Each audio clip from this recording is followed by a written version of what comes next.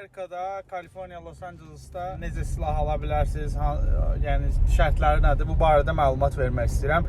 İlk öncə deyim ki, Kaliforniya ştatında silah almaq qanuni var, amma mən olduğum yerdə, LA-da üstündə silah gəzdirə bilməzsən.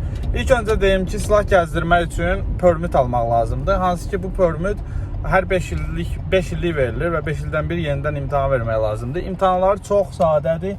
Hansı ki, yəni simple suallar, yəni sadə suallardan bir ikisini deyim. Silahı hara ata bilərsən? Daşa, qayaya, suya, nə bilim, yanında adam varsa silahın lüləsini hara tutmalısan, silahın çaxmağına haçan toxuna bilərsən və ya neçə yaşında silah ala bilərsən, silahı evdə saxlamaq qanunidirmi, yəni harada saxlamalısan, maşında gəzdirə bilərsənmi?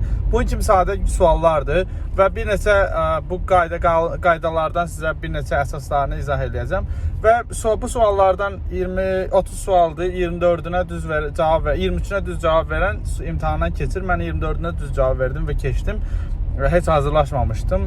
Permiti alandan sonra, yəni odlu silah alma icazəsini alandan sonra bunu elə həmin gün verirlər. Yerində $25 xərci var. Yəni $10 imtahana, $15 da permitə icazəsi var, xərci. Və bunu alandan sonra siz artıq silah gəzdirmə, Amerikada, yəni Kaliforniyada silah gəzdirmə icazəsi almış olursunuz. Bundan sonra siz silah seçirsiniz. Artıq sizin icazəniz olandan sonra silahı Los Angeles'ın ya da Kaliforniya harasından istəsiniz ala bilərsiniz və haçan istəsiniz ala bilərsiniz. Ayda hər 10 gündən bir dəfə silah ala bilərsiniz Kaliforniya qayda qanununa görə və bir dəfəyə, məsəl üçün, bir dənə tapanca, 10 dənə Winchester avtomat ya nəsə ala bilərsiniz. Yəni bir tapanca şansı var, 10 dənə Winchester şansı var. Bəzi yerlərdə, bəzi countylərdə 2 tapancada da icazə verilir. Və bundan sonra elə həmin günü mən silaha başvurdum. Artıq ən axırıncı silahı aldım mağazada. Çünki bu Covid'dən sonra ümumiyyətlə zavodlar da dayanıb. Həm də ki, çox insan silah alır və çox sayılı şəkildə silah gəlir. Mən Los Angeles və ətrafı yerlərə baxdım və xoşuma gələn bir dənə silah var idi. Onu da gecikdiyim üçün qara rəngi olmadı və göy rəngini ala bildim. Hal-hazırda bagajdadır və bunu alanda siz başvurursunuz. Yəni ki, silah almaq üçün başvurursunuz. Silah almaq üçün başvuranda sizdən 10 gün vaxt istəyirlər ki, sizin backgroundunu, yəni kriminal tarixçənizi yoxlasınlar və sizin əgər hər hansı bir kriminal tarixçəniz varsa, sizə icazə verməyəcəklər ki, tapanca alasınız və ya hər hansı bir silah alasınız və məndə yoxladılar. Birinci dəfə idi ki, silah alırdım. Belə bir qutuda sənədləşdirməsi falan hər bir şey buradadır. Yəni sənədləri var və ilk dəfədir ki, açıram açığı, bu indicə gəlib çatmışam və sizə də çəkirəm. Belə bir tapancadır, düzdür, biraz fancydir, yəni bu oyuncağa oxşuyur, amma təbii ki, real tapancadır. Düzdür, həqiqətən oyuncağa oxşadıram mən. 2 dənə mağazini var. Silahın qiyməti, mənim silahımın qiyməti $430 gəldi. Bütün xərcləri ilə. Backgroundda $47 pul alırlar və silahın öz qiymətini də üstünə gəlirlər. Təxminən $450 deyək, xərci var. Bir $30 bu güllələrə verdim. Hansı ki, səhv eləmirəmsə 500 dənə güllə var idi burada. Bu silah 22 kalibrdir. Güllələr buradadır. 22 kalibr güllələrdir. Belə, bir də ki, ümumiyyətlə Kaliforniyanın lisenziyası, hansı ki, şəhərdadır lisenziyam, yadımdan çıxıb götürməmişəm üstündə. Kaliforniyanın lisenziyası Amerikanın bütün ştatlarına. Bunun üstünə adımı silmişəm, amma Firearm sertifikat belə bir sertifikatdır. Və burada ad, soyad, doğum tarixi və imza olur. Bir də expiration, yəni son istifadə tarixi olur və verənin adı, soyadı olur. Yəni belə bir sertifikatdır.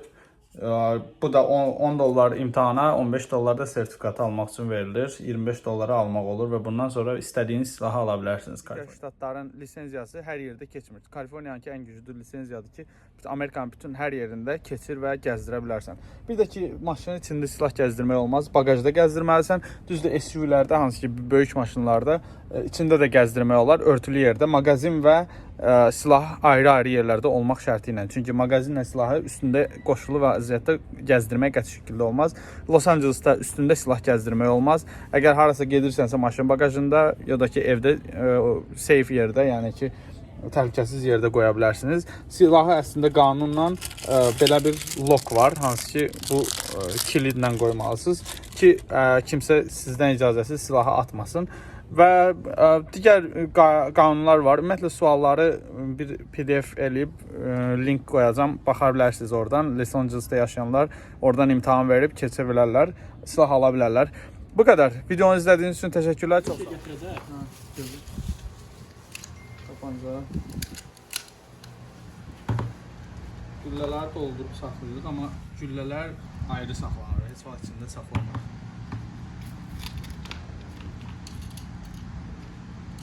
Bunlar hamısı 22 kalibr güllədir. Yəni bu böyüklüyü çox böyük deyil.